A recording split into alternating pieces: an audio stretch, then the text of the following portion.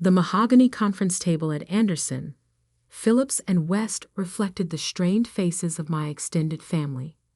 I adjusted my simple black blazer from Zara, no designer labels today, and watched Uncle Robert pace at the head of the table, his Rolex catching the afternoon light. "First," he announced, gripping the back of his chair, "I want to thank everyone for coming to discuss Grandmother Eleanor's estate." His gaze swept past me, like I was invisible. At 26, I was the youngest person in the room by a decade. My cousins, Michael, Diana, and Patrick, sat across from me, all wearing expressions of practiced concern, the kind that masked calculation. I noticed Diana's new Cartier bracelet, probably bought on credit like everything else she owned. "As you know," Uncle Robert continued, "Mom left a complicated financial situation." He emphasized the word in a way that made several family members shift uncomfortably. "The main question is who will manage her investment portfolio and charitable foundation." I knew what was coming, had known since Grandmother's funeral 3 weeks ago, when I'd overheard Uncle Robert and Michael discussing their plans in the garden. Obviously, Michael spoke up right on cue. "We need someone with experience, financial acumen." He smiled at his father, Uncle Robert. "Maybe someone who already manages significant assets. Like the assets you've been mismanaging for the past 5 years." I thought, keeping my face neutral as I typed something on my phone. Actually, I was activating a recording app. Grandmother had taught me well.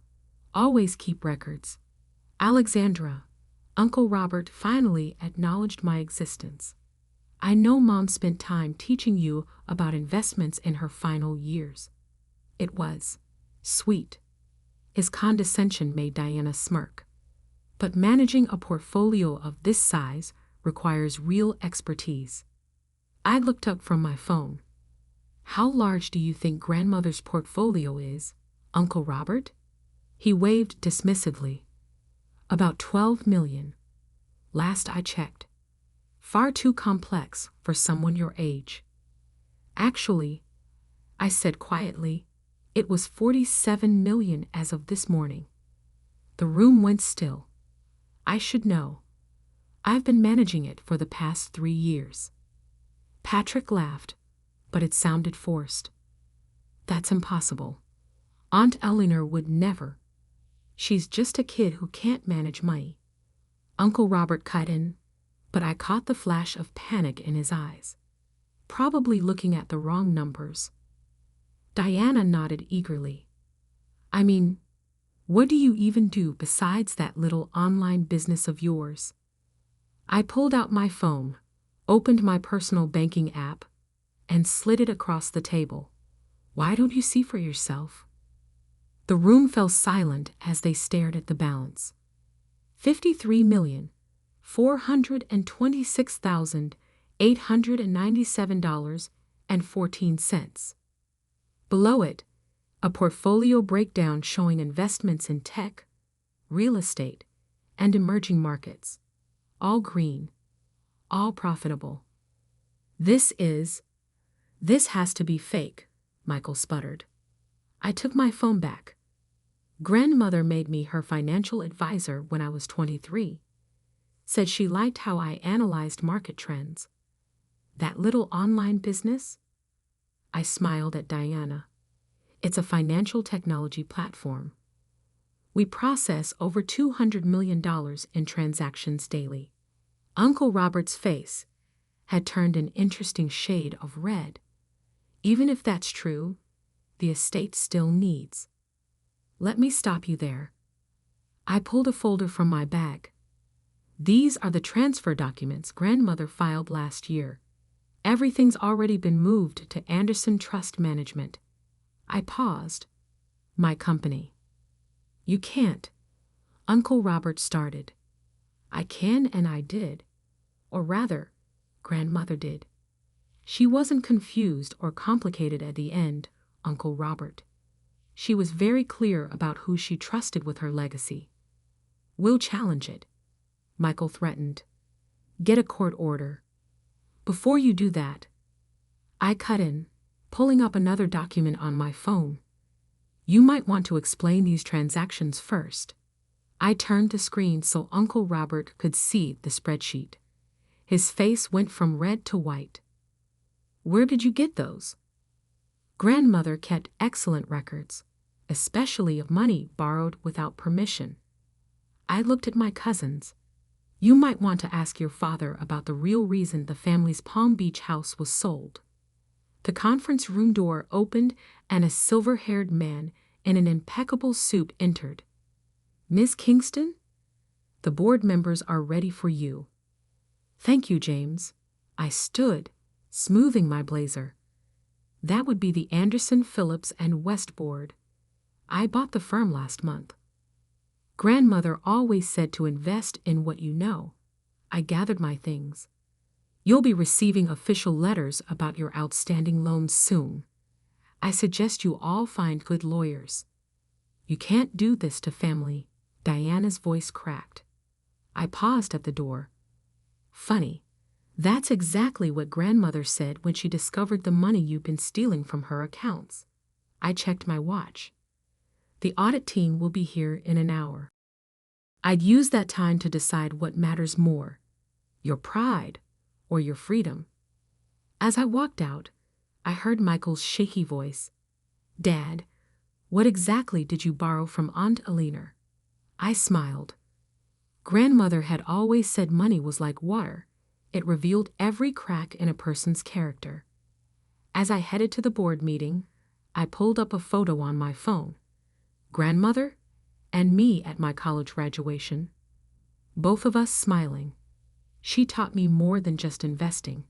She taught me how to handle sharks. And we were just getting started. That evening, I sat in Grandmother Eleanor's study. Now my study, in the Victorian mansion she'd left me. The room still smelled of her signature jasmine perfume, but her antique desk now held my modern laptop alongside her vintage Tiffany lamp. My phone hadn't stopped buzzing since the family meeting. 37 missed calls from Uncle Robert, 23 from Michael, 15 from Diana. Even Patrick, usually the quiet one, had tried 5 times. I opened my laptop and pulled up the file labeled Eleanor Protection Protocol, the document that had started everything 3 years ago. 3 years earlier. "Watch this," Grandmother had said, her elegant fingers flying across her keyboard with surprising speed. "See how Robert moves money between accounts. Always on the 15th of each month." I leaned closer, studying the transaction patterns. "He's hiding something." "Hiding many things, dear." She'd smiled, but it hadn't reached her eyes. "Your uncle thinks because I'm old, I don't understand modern banking, but I've been tracking every penny since before he was born."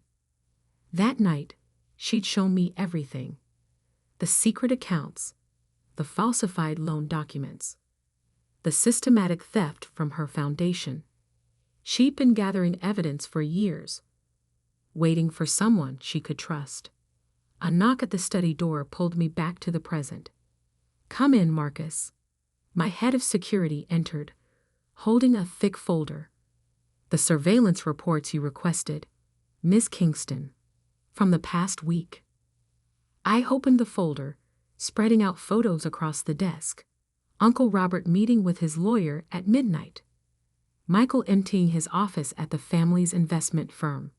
Diana making 3 trips to her safety deposit box. "They're panicking," Marcus observed. "Good." I pulled up another file on my laptop. "Have our teams finished the complete audit?" "Yes. The numbers are worse than we expected." He handed me another document. "Your uncle wasn't just stealing from Mrs. Eleanor.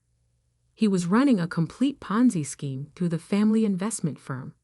I scanned the numbers, feeling a cold anger build. $47 million, stolen from grandmother. Another $30 million from other family clients. All hidden under layers of complex transactions and fake accounts. My phone buzzed again. A text from Diana. "Please, we need to talk. Dad says he can explain everything." I showed Marcus the message. "How long until the SEC receives our report?" "It's ready to send. Just waiting for your authorization." I stood and walked to the window, looking out at the garden where grandmother had taught me about more than just money. She taught me about responsibility, about protecting what matters. "Send it," I said quietly. "And Marcus? Activate phase 2. He nodded and left.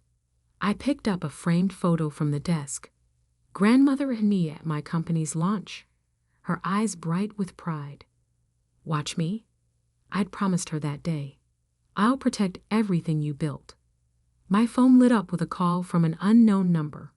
I answered, putting it on speaker. "Alexandra?" It was Patrick, calling from a burner phone probably. "You need to understand." We didn't know. About Dad, about the money. "Really?" I pulled up his file. "Is that why you authorized wire transfers from grandmother's account to your offshore holdings?" Silence. "How did?" "Those records were encrypted." I smiled. Grandmother taught me more than just investing, cousin. She taught me to follow the money. All of it. "We can make a deal," he said quickly. "I have documents, proof of everything Dad did." "You mean these documents?" I opened my encrypted drive. "The ones you hid in a safety deposit box at First National." Grandmother had copies. She had copies of everything. The line went dead. My laptop chimed with an alert.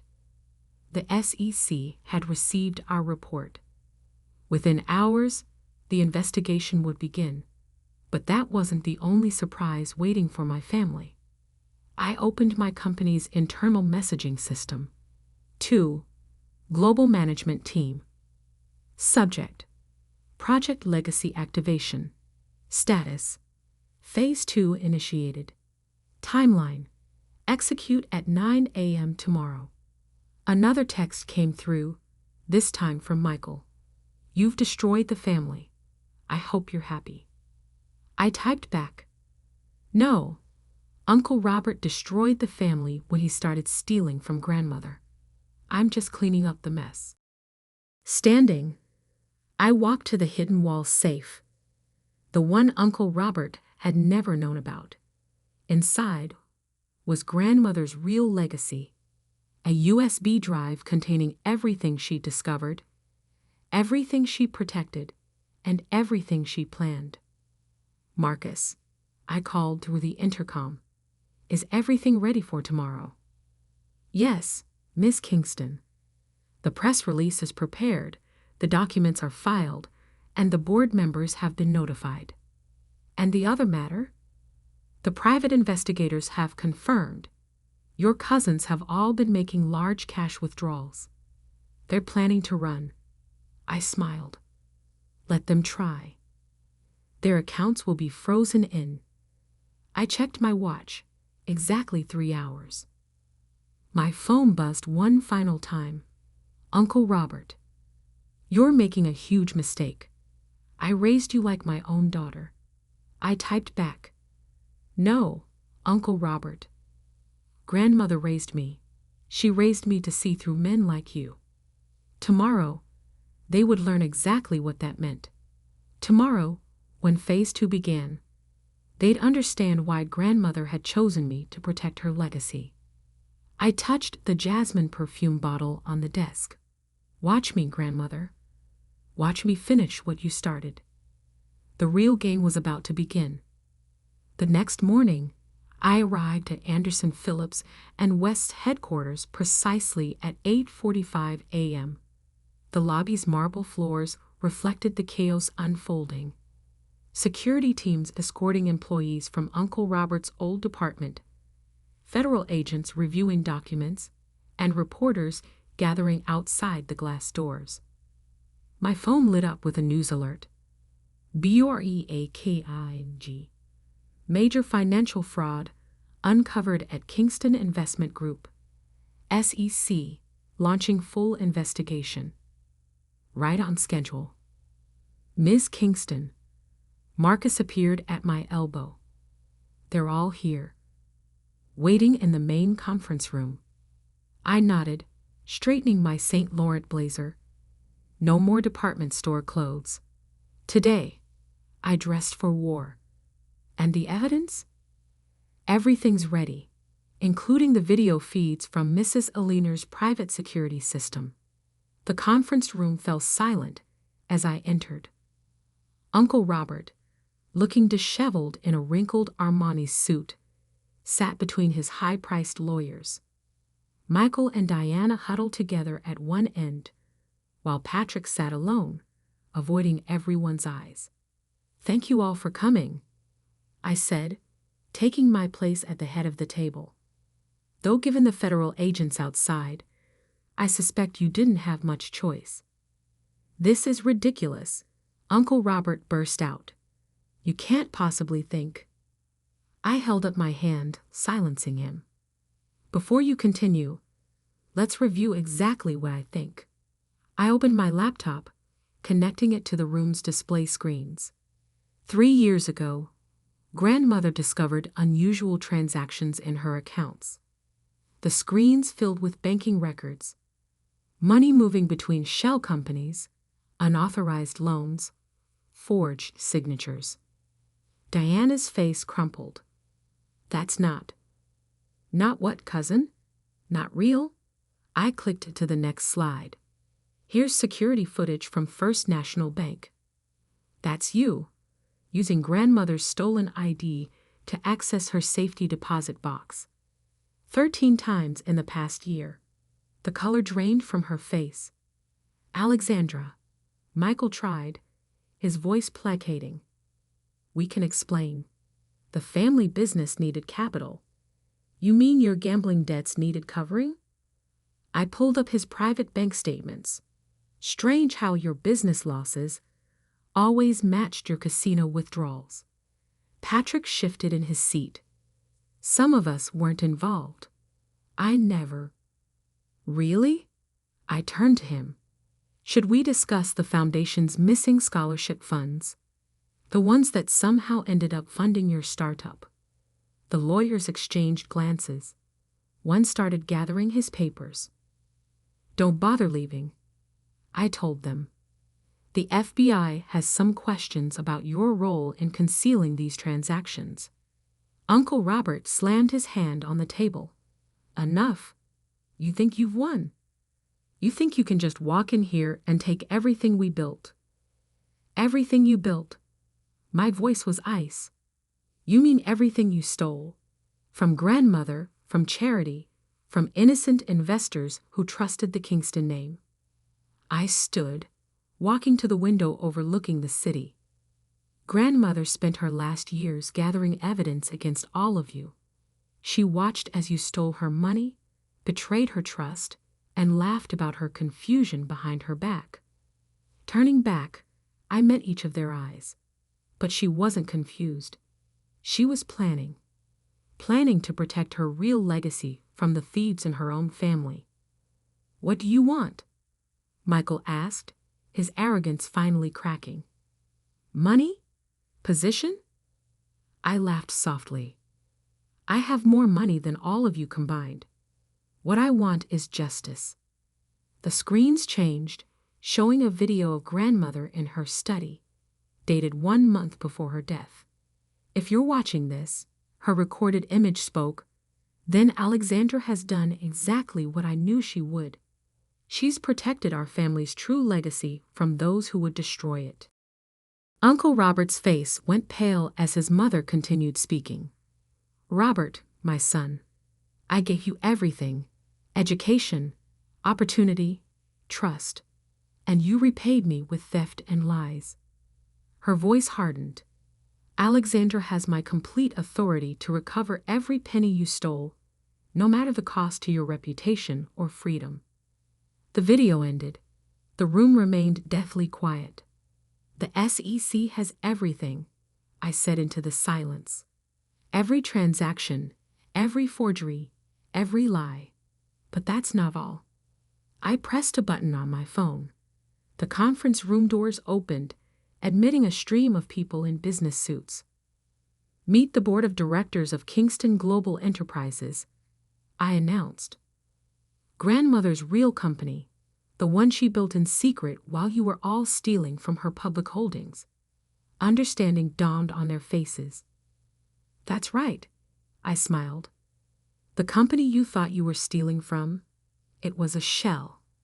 The real assets, the real power, was hidden where you'd never think to look, in plain sight, managed by the kid who can't handle money. You can't do this, Uncle Robert whispered, but his voice held no conviction. I already have. I nodded to Marcus, who began distributing documents.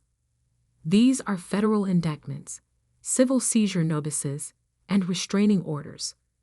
You have 1 hour to leave the building before you're arrested. Diana began to cry. Michael looked like he might be sick.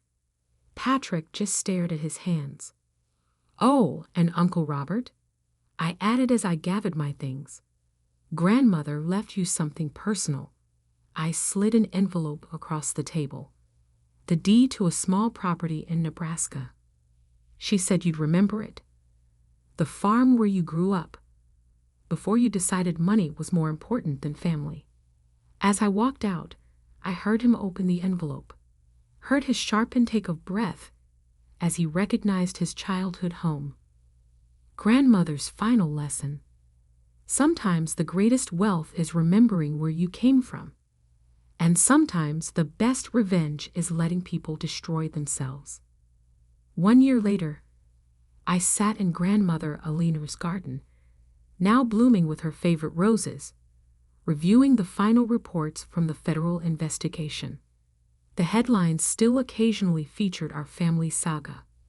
Kingston financial fraud case ends in multiple convictions. Former finance titan Robert Kingston sentenced to 15 years. Kingston Global Enterprises announces $100 million charitable foundation. Marcus approached with my morning coffee, setting it beside a stack of letters from prison. Uncle Robert wrote weekly now, each letter a mixture of apology and desperate plea for help. I'd yet to respond to any of them. The last of the restitution payments have been processed, Marcus reported. All the defrauded investors have been made whole. I nodded, touching the jasmine perfume bottle I kept on my outdoor desk. Grandmother's signature scent, and the foundation's new scholarship program, fully funded. The first class of 50 students starts this fall. He paused, including Diana's daughter. That made me look up. My cousin Diana, now serving 3 years for fraud, had one request before being taken to prison: that her 16-year-old daughter Emma not suffer for her mistakes.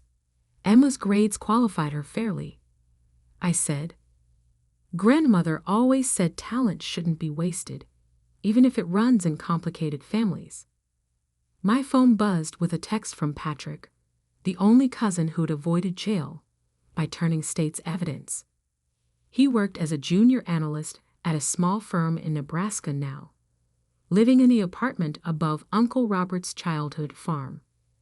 Thank you for giving Emma the chance I wasted. His message read. Grandmother would be proud. Maybe. But she'd also taught me to be careful with second chances. I opened my laptop to review the morning's trading reports. Kingston Global Enterprises had doubled in size since taking over Uncle Robert's legitimate assets. Turns out, when you removed the fraud and corruption, there was actually a solid business beneath. Miss Kingston? Marcus interrupted my thoughts. Michael's wife is here. About the house. I'd given her until the end of the month to vacate their mansion, now company property after the asset seizure. She'd been surprisingly dignified about it, unlike Michael, who tried to hide assets until the very end. Show her in. Sarah Kingston appeared, elegant even in obvious distress. Alexandra, I know I have no right to ask. The children's trust funds are intact. I cut in gently. Grandmother set them up through my company years ago, where Robert couldn't touch them. They'll have enough for college. The relief on her face made me think of another day in this garden, years ago. Flashback. Money is neutral, Alexandra. Grandmother had said, tending her roses. It's not good or evil. It simply amplifies what's already in a person's heart. Is that why Uncle Robert, I'd started, became a thief? She'd smiled sadly. Robert forgot where he came from. That farm in Nebraska taught him the value of hard work, but success made him forget those lessons. She turned to me. Promise me you'll remember. Wealth isn't about having money. It's about what you do with it. Present day. There's an apartment, I told Sarah. 3 bedrooms, good school district. The trust will cover rent until you find work. My HR department has some leads if you're interested. She stared at me. Why? After what Michael did. Because grandmother believed in second chances, but only for those who earn them. After she left, I walked through the mansion's halls, now lined with photos telling our family's real history. Grandmother as a young investor, building her first company. The farm in Nebraska where she'd grown up poor but determined. Me at graduation, receiving the keys to her secret empire. My phone buzzed again. A message from the prison warden. Uncle Robert wanted another visit. I deleted it without responding. Some bridges couldn't be rebuilt. Marcus appeared with more papers to sign. The board approved your proposal for the tech incubator. We can start accepting applications from young entrepreneurs next month. I smiled, signing the documents. 20 promising startups would receive funding and mentorship, just as grandmother had once mentored me. Her legacy growing in unexpected ways. Oh, and this came for you. He handed me an envelope, heavy cream paper with familiar handwriting.